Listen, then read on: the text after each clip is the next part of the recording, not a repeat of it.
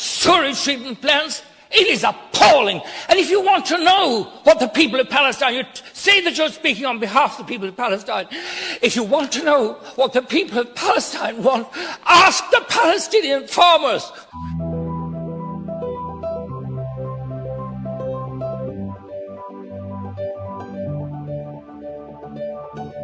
We've seen the most desperate and brutal violations of people's right to protest against injustice, against occupation, against the taking of the very ground from under people. Israel is an apartheid state.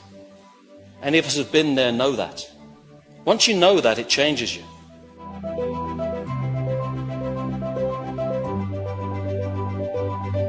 Though these settlements are repeatedly condemned as illegal by the EU, UN and Irish government, they continue to extract valuable natural resources and agricultural produce.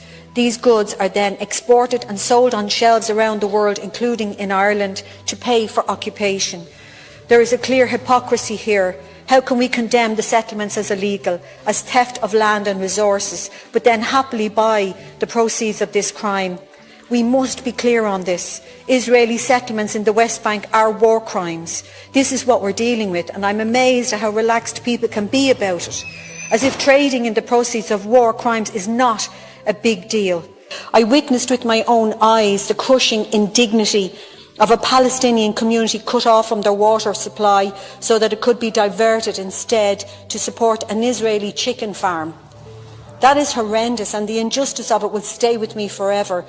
That commercial settlement built on stolen land beyond international recognised borders is a war crime, and I know I'm repeating myself today. Asking my colleagues across the House today, is the moral response to simply condemn this as illegal, but then ask how much for the eggs? Is there not a deep hypocrisy in that position? For a country that prides itself on upholding humanitarian principles and international law, this is unacceptable, and I believe it's time we stood clearly against this injustice. We are doing commerce with people who are committing war crimes. And I believe that this bill from Senator Francis Black is where we get a chance to break the consensus that has utterly failed the Palestinian people.